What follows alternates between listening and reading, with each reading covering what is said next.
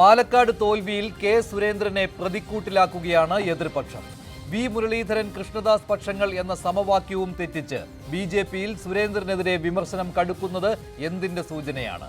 ഇനി സുരേന്ദ്രനുമായി മുന്നോട്ടു പോകാനാവില്ലെന്ന അന്തരീക്ഷം ഉണ്ടാക്കിയെടുക്കുകയല്ലേ എതിർചേരി?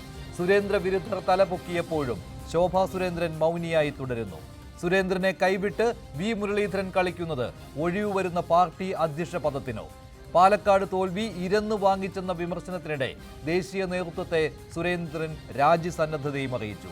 പാലക്കാട് തോൽവിയിൽ നഗരസഭാ കൗൺസിലർമാരെ പഴിചാരാനുള്ള സ്ഥാനാർത്ഥി കൃഷ്ണകുമാറിന്റെ നീക്കം പൊളിച്ചടുക്കി നഗരസഭാ അധ്യക്ഷ പ്രമീള ശശിധരന്റെ പരസ്യ പ്രതികരണത്തിൽ അച്ചടക്ക നടപടി പോലും എടുക്കാനാവാതെ കുഴങ്ങുന്ന കെ സുരേന്ദ്രൻ സംസ്ഥാന ബി.ജെ.പി എങ്ങോട്ട്?